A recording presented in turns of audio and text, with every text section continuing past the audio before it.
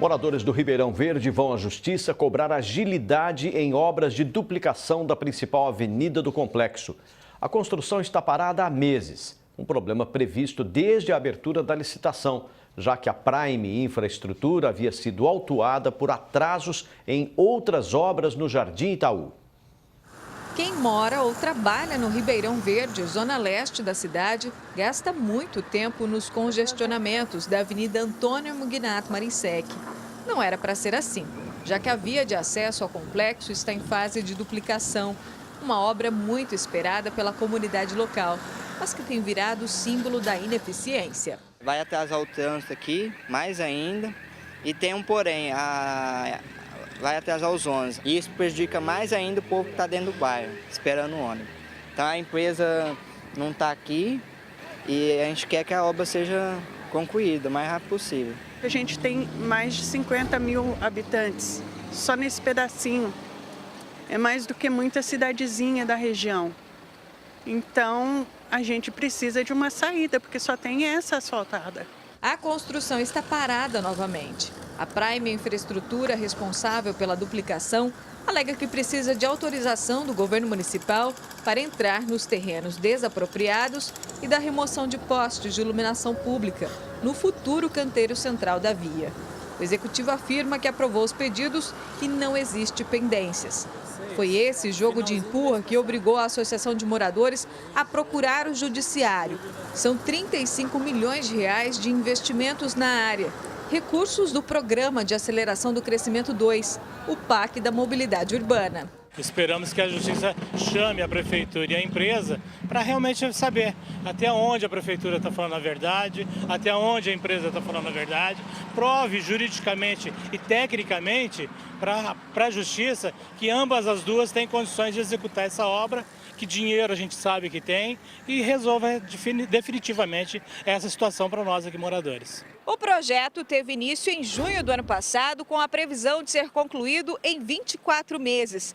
Mas nem 10% foi entregue até agora, de acordo com a Prefeitura, que disse ter notificado a construtora diversas vezes, ameaçando rescindir o contrato, aplicar multas e dando prazo para a retomada das obras, o que ainda não ocorreu. Isso que foi feito aqui em frente aos condomínios, para nós não significa nada. Pelo contrário, né? O transtorno que a gente tem tido aqui, os moradores dos condomínios, né? Impedindo a entrada e saída deles. Então isso aí tem que ser resolvido. Em abril, a Secretaria de Obras apontou 14 irregularidades realizadas pela Prime. Entre os erros estão calçadas e tubulações inadequadas e remendos no asfalto. Falhas que, para esse advogado, são suficientes para cortar o contrato. A partir do momento que eles deixam de cumprir prazo ou deixam de cumprir qualquer das cláusulas contratuais, a rescisão desse contrato pode ser imediata, inclusive com penalidades agravantes, que seria a inidoneidade da empresa, ser declarada a inidoneidade da empresa e, dessa forma, ela deixa de poder contratar com o poder público. A administração passada dava como certo esse problema, já que a Prime, vencedora da licitação, havia sido autuada 6 vezes por atrasos nas obras de saneamento e pavimentação do PAC do Jardim Itaú. Um processo desgastante também para a Associação de Moradores do bairro, que ainda procurou a intervenção do Ministério Público Federal. Logo nas primeiras semanas de trabalho, vieram com os maquinários e já começaram a paralisação. Uma semana trabalhava, outra não. A empresa, na verdade, não tinha nenhuma estrutura para tocar uma obra, né, desse orçamento. E nós começamos já a perceber que essa obra não daria continuidade. A construtora conseguiu executar apenas metade do previsto e teve o contrato rompido pelo Palácio Rio Branco. O serviço, que começou em outubro de 2014, com previsão de término em abril do ano seguinte, só está sendo finalizado agora. Se nós não tivéssemos levado isso lá em 2014, no início dessas obras aqui no bairro, nós não estaríamos hoje contemplados com essa mudança que foi muito boa e positiva para os moradores. Ximene Osório para o Jornal da Clube. A Prime não se pronunciou. Já a Secretaria de Obras acrescentou que a empresa responsável já assinou a documentação das áreas liberadas e que hoje a CPFL dará início à retirada dos postes ao longo da avenida.